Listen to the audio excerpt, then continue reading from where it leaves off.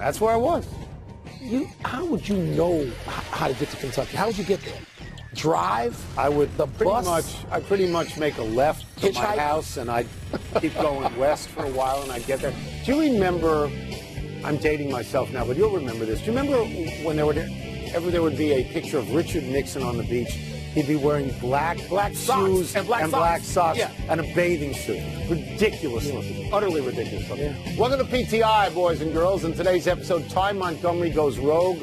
Ty Lue goes away. Oh, my man. And Rick Pitino wants back in the NBA. Really? And we will get to the Boston Red Sox in all their glory. But we begin today with upheaval in Cleveland.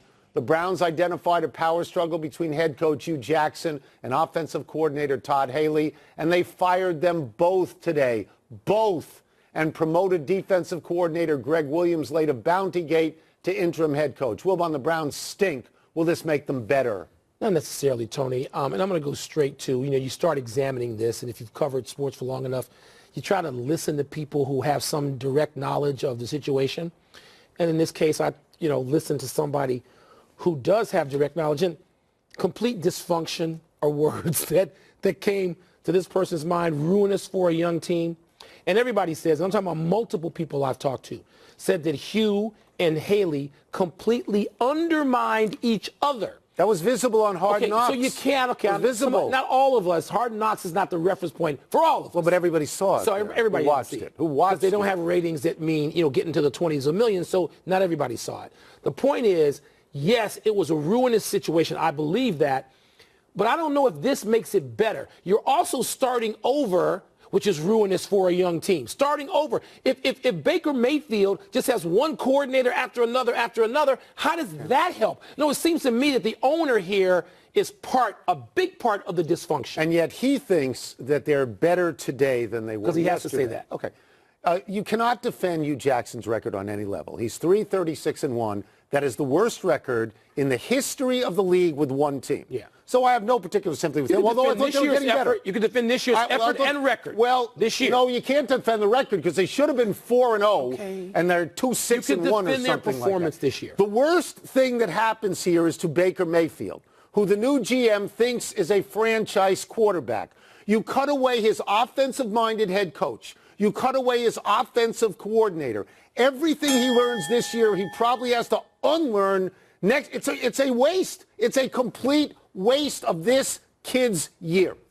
Because nobody who's staying here is going to be here next year. Nobody. We're going on, and we just led the show with the Cleveland Browns. Yep. How is this different? You remember how in the newspaper business, they used to tell us, editors would tell young reporters that dog bites man is not a story. Man bites dog, that's a story. How the hell is this that big a deal when it's what the Cleveland Browns have been doing for 20 years? Right? This is, I assume, a rhetorical thing you're talking about. I'd like you to answer me. No. You're not going to answer me? Yeah, please, enough of the Cleveland Browns. Let's get to easily the game of the day in the NFL. The Rams beat the Packers in a thriller. And the Packers felt it would have gone the other way had return man Ty Montgomery, your boy, not defiantly sabotaged Aaron Rodgers by fumbling a kick return with 2 minutes left. An unnamed player told NFL.com, quote, "They told him to take a knee, and he ran it out anyway." That was him saying, "I'm going to do me." It's a joke, close quote.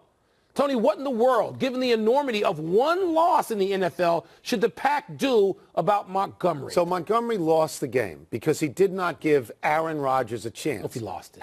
He lost it. Aaron Rodgers, not Mr. Rodgers, Aaron Rodgers, who everybody knew would get in position for the winning field goal. It was not 2 minutes. If I'm correct on this, it was 2:05. And one of the reasons they told him to sit down in the end zone is run the clock. That's right. You give Aaron Rodgers a free play before the 2-minute warning. You give him one. So he takes it out, and he fumbles it. Okay, he ruins the clock, takes it out, and he fumbles it, and they lose the game. And Aaron Rodgers not only has the 2-minute warning, he's got another timeout in his pocket. So what do they do with him? Yeah. They bench him, or they cut him, or they trade him. You don't cut him, and you don't trade him. You this guy has some value to the Packers, more value Not yesterday. a couple of years ago than he does Not now. yesterday. He came in when they had no running backs, and a guy with, I think, an 88 on his back wound up being a running back and gaining some yards. He has some value to them. So you reprimand him, you humiliate him as best you can to a professional athlete. The locker room makes it difficult. I found it crazy yesterday. I was watching that game, of course, and you and I were on the phone talking. And the number of players who said stuff to him in real time while he's on the field, he looked so sheepish, like, what are you doing?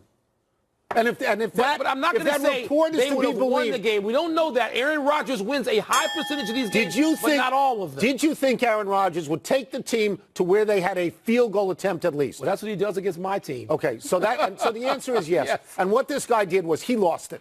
He lost it, plain and simple. You want to cut him? I think you want to Buddy You could Ryan trade him. You could. Nah. The New Orleans Saints went into Minnesota last night, and they won comfortably. Minnesota. The Saints have now won 6 games in a row, and Drew Brees did not have to do this by himself. He only passed for 120 yards. The Saints host the undefeated L.A. Rams this Sunday. Running back Mark Ingram says, and I quote, "Everybody got to come see us. Everybody. We ain't scared of nobody. We ain't intimidated by nobody," unquote. Wilbon, do you think the Saints will beat the Rams? No, I think the Rams will win that game. I mean, the Saints aren't going undefeated, so you got to look at their schedule and try to. Well, the Saints aren't undefeated. The Rams. I'm sorry, the Rams. I mean, the Rams are not going undefeated. So yeah, I think the Saints can. I think that you mentioned the running backs. Kamara seems to be, to me, the guy who is the cherry on top. Yeah. You don't ask Drew Brees to do too much, but here's what I think ultimately about the Saints, Tony, and what gives me pause as always. In defense, they're like 23rd in points and they're 23rd in total defense. And you know what? You don't have to play much defense in the NFL anymore, but you got to play that much. So I agree with you that the Rams will not go undefeated. And I think that under reasonable conditions, the Saints would win this game, but not because of what happened yesterday, because of the scare that the Rams got yesterday. You think that's going to work heavily in their favor? I think they will be on guard to a degree that they would not have been on guard before. And I also will tell you that at one point, in the Breeze-Payton era, when you played games in the Dome, you won them all the time. Yeah. In the last 4+ seasons, 4 seasons and what we've had this time, the record is 20-15. So that's not the advantage that they used to have. I do think at this point that the Rams are going to win this one. I do. This too? Yeah, I do. Well, you just said that. But are you going to sit here? But I think you think the Rams are going undefeated. No, what? Do you listen to this show, or do you have something else playing in your head? Because the first thing I said was, I agree with you that the Rams are not going to go undefeated. I didn't hear that part. Hello? I'm just testing you. We got an audience. You're getting older. I want to see if you can I'm old, but I remember that. The Carolina Panthers are starting to look like the team that reached the Super Bowl 3 years ago. Cam Newton is having loads of fun with his new young arsenal of players. After torching the allegedly stout Ravens defense for 36 points, Newton said, quote, "We possess a lot of issues for the defense. We have dynamic players all around the field," close quote. He's talking about Misters McCaffrey, Moore, and Samuel. And let's not forget the man who designs offense, Tony, Norv Turner. Is it time then to put the Panthers in the same class as the Rams and the Saints? I'm going to add another player because he's back, and I didn't think he would be back, Greg Olsen.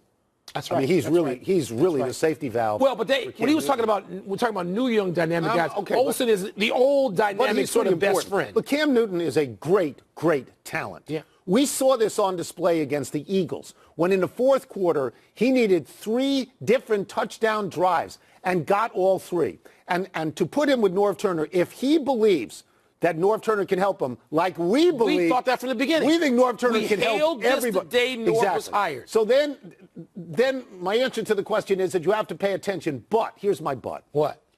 They lost to the Redskins. Okay, and the Redskins are division winner, division leader. I know. At 5-2. Do you trust them? No. Okay, and nor do I. And at the end of that game, Newton was in a position to win the game, and was sailing passes over everybody's head. Here's the one thing that says to me, Norv Turner leads this, by the way, that the Panthers can go back to being the best team in the NFC, is that Cam Newton has been sacked 10 times this year. Not much. You know how many he was sacked the same number of games last year? 20, I'd say. 22. Yeah. He got so if you can keep Newton upright and healthy for the entire season, Tony, they're going to be right there with the Rams and the Saints. I think if you've looked at the league so far, you have put New England and Kansas City and the Rams and now possibly the Saints in the uppermost category. Okay, but on deck, Everybody on deck, yes, but what So everybody says about all the other teams is this: really?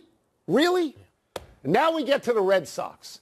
They beat the Dodgers last night behind the revitalized David Price and won the World Series 4-1. This is after beating the defending world champions Houston 4-1. And that was after beating the powerful New York Yankees 3-1. And it wasn't 4 because you only had to win 3 in that series. Red Sox second baseman Ian Kinsler told The Athletic, quote, "It's not just that we won the World Series. This team ran through the playoffs. Those, by all measures, were the 3 best teams beside the Red Sox, and this team dismantled those 3 teams," unquote. Wilbon, what do you like best about these Red Sox? What I like best is something that can't be measured statistically, so I'm sure it confounds all the people who want to just sort of distill things into some sort of numbers.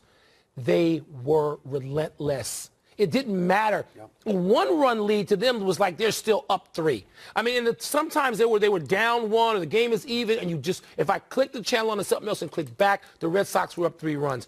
They were relentless. They stalked all these other teams. They knew they were going to win every game. And Tony, that's a personality. That's something that cannot be quantified. And so I think, sadly, it will go largely unmentioned. Well, I'm going to say this, and I'm not going to say that Dave Roberts made every mistake or all the mistakes or even many mistakes. But I'm going to tell you Alex Cora didn't make any mistakes. Okay, I'll give you that. He went through this. He did some things. You and I, probably you too. I never heard of Steve Pearce before last week. Oh, yeah. I'm in the I've heard him. He's played for all the teams in the division. But he was very important to the series. Whether he's MVP or not is up to question, but he was very important. He wasn't MVP. Here's what I like. Price is the MVP. So this is another thing. I'm going to get back to that. Cora pitched Price. It was brilliant to pitch him in Game 5 because he knows that the people in Boston have seen bad stuff and they weren't sure. So he was holding Sale and he was holding Evaldi for Boston. I love the fact that he threw Sale in the 9th last night. Sale could have pitched 5 innings if he had to and struck out 15 people. I just think that Cora, in addition to what you said, in addition to the statistic of getting so many runs with 2 outs, the moves were always right. The moves were right because you have the right people. Let me just mention some guys who are going to be around for a while, and Benintendi, and Bogarts, and Betts, and Bradley. Look, these guys are in their early and mid-20s. And who's the third baseman? That kid is 22 years old and just turned 22 years old. Devers. So, Tony, they got the players, so let's credit the GM there. By the way, there's no question about who the MVP is, okay? It's a guy who the storyline before the playoffs started was, he may be a bum. You can't pitch him second. You can't have him at the top of your rotation. Right. And in the World Series in games 2 and 5, and he was lights out. And you know who said that? Everybody. That's right. True. We all did. Because it was true. But it's not true now. So how does that guy not get MVP? There's one other ridiculous thing. The other thing that Cora did in the National League games, he took his DH and put him in the field. He had so much faith in Martinez, and Martinez rewarded the faith. Let's take a break. Coming up, Big Poppy, are the Broncos right that the Chiefs are bending the rules? Oh, shut up. And is it time for Tony to cut the jokes, cut the criticism, and give Andrew Luck a little bit of love, will you? We're not going to cut the jokes, because that's what I do around here. We're going to keep the Interruption jokes. is brought to you by Old Spice. She knows best. Time you pick the topics, we change them to things we're actually interested in. Come on. Everyone's happy. Don't say Let me see what's first. What's first? The Broncos say the Chiefs linemen are blocking too far downfield on RPOs. Legit beef? No, I would say to the Broncos, shut up. You got your butts kicked by the Kansas City Chiefs in your division. I understand it hurts because you know they're a better team. This criticism has been out there. I remember back when I was covering the Redskins, they'd have something to say about Andy Reid and his lineman. He was in Philly then, and blocking, and there's more run-pass option now. No, it's not legit at all. Here's what I saw on the Red Zone, which I watch religiously. Every time they turned to the Kansas City game, Mahomes was throwing the ball, and somebody in a red jersey had his feet in the end zone. So it didn't matter who was downfield blocking because that guy was in the end zone. If this is a legitimate beef, strategically, you get it on tape, you send it to the league office, and you tell the referees to look out for it. And that's exactly the way that works. Other than that, it's going to result in anything. Don't talk to me about it. Most of the times with Mahomes, it ain't a run-pass option. He's throwing the ball, and you're at his mercy, so shut up. Andrew Luck has 5 straight games with at least 3 touchdown passes. When are you guys going to stop making fun of him and admit that he's as good as ever? I'm not making fun of him. He's back. He can throw a real football. He's having a really good year. 3 and 5.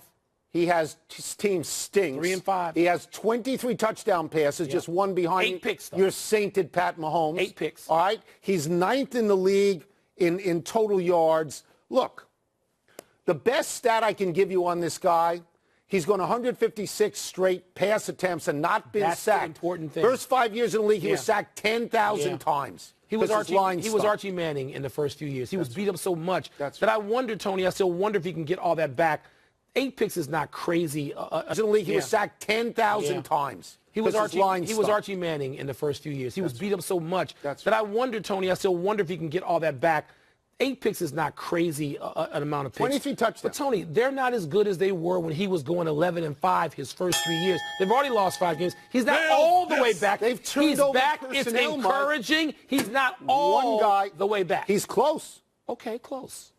Did the Cavs dump Tyronn Lue too soon? This is just dumb, the dumping of Tyronn Lue. I don't care if they're 0-5 or 0-6. It doesn't matter. Because T. Lue didn't want to play the young studs. He didn't want to play the young point guard, Colin Sexton, and he put J.R. Smith and he put Corver back in the game. The two of them are combined like 70 years old. I don't care about that. They're going to be terrible all year. And T. Lue, you know what? I tried to reach T. Lue yesterday to congratulate him for being out of the mix of stupidity and arrogance at the top in Cleveland. So in Cleveland right now, there is no more Hugh Jackson and there is no more Tyronn Lue and Hugh. The Lue and Hugh So what show I is would over. say to Terry Francona is stay inside. Don't go outside. That was a Rachel tweet this morning.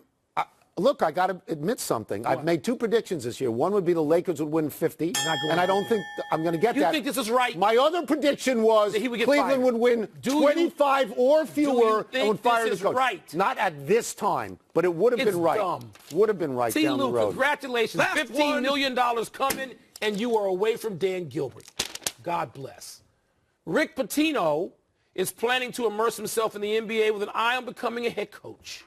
You like his chances? Well, he can't go to college on a high D1 level anymore. We understand that to be true.